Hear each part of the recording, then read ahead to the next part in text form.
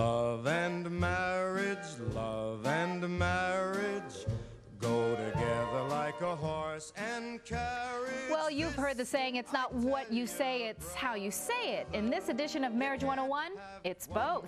Star Kaloy is here to tell us why and how you say things to your spouse can actually warm up your marriage. Good morning. Good morning. And it's true, right? That's right. And it's not just how you say it or what you say, it's actually both of them. That's right. Yeah, and so today, again, this is part two of authentic communication, the key to warming up your marriage. Let's talk about this. Poor communication habits, they actually do happen. Oh yeah, that's on a regular basis.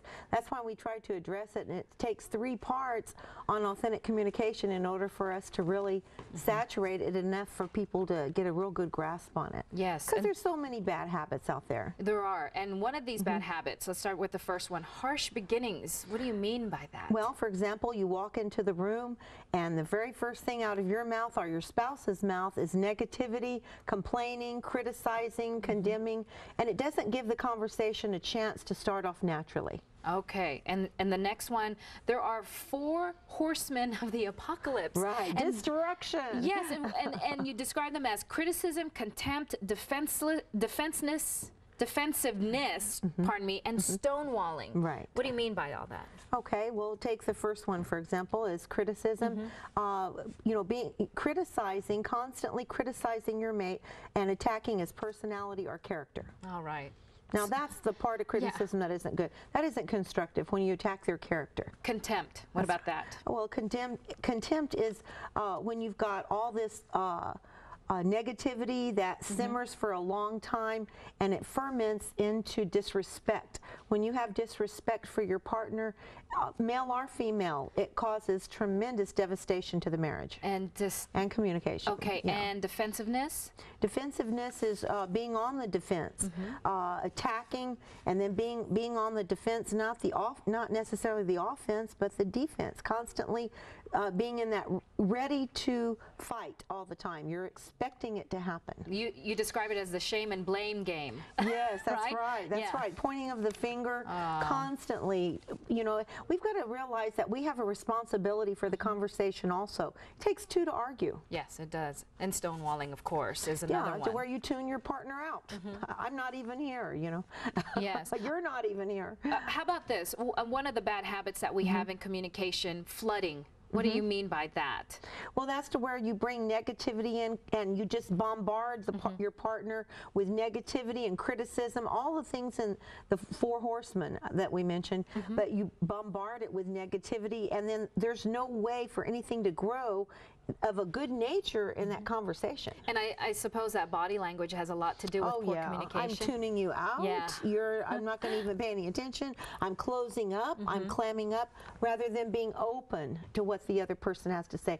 We always try to explain this to Eileen, is the most important thing you can do in communication, authentic communication, is to seek to understand rather than to be understood.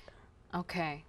That's good. That's a good point. And what about failed repair attempts? Okay, that's where I say, well, you know, I'm afraid to say I'm sorry, because the minute I say I'm sorry, my partner's going to shut me down and say, oh, well, I told you so, and blah, blah, blah.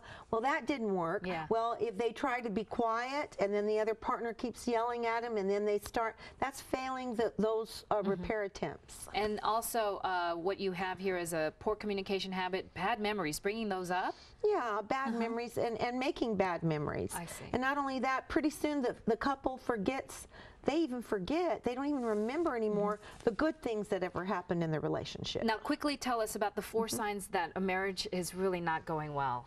Okay, yes. Alrighty. And they are, you see that your marital problems are severe? Right, you see them as severe, you already know that they are. Okay. I mean, that's the way that you would rate it, like a 10 on a 1 to 10. Okay, and also talking things over seem really useless. Yeah, so you end up doing everything your own way. And also you have here, you both start leading parallel lives, and of course loneliness starts to set in. Parallel lives is, I'm going to take my vacation, you take yours. You have your friends, I have mine. We may live in the same house, but we don't even go to bed at the same time. We lead parallel lives. And then what was the last one? The last one you mentioned also is loneliness really starts to set in. Yes, and then that develops into affairs. Oh, wow. So we want to pay attention to those cues, because because that's and the when good you know. ones. Yes. As being uplifting and positive and stay calm and be joyful. Bring some positivity into it. And we're going to get into more of the positive next week. Yes, yes, and next week is part 3 of authentic communication. So if you have any questions about marriage, maybe you've been married for a few years, or maybe you're planning to get married, Marriage 101 classes are available anytime from now until October 1st. You can register right now, and here's a phone number. It's 210-521-8668. Also check out this website, marriage101.net.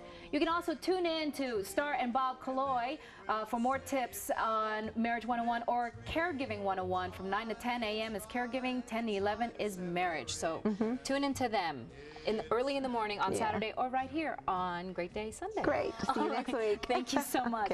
Okay, well, coming up, we might be in a recession, but it doesn't have to feel that way. We'll be back with some folks that will show you how to free yourself from debt. We'll be right back. Marriage, go together like a horse. Gunshots rang out this afternoon at the intersection of West. Smash and grab thieves made off with thousands of dollars. Now some dramatic helicopter video. A tornado touched down. With everything moving west, it could intensify, but for the most part, A surveillance captured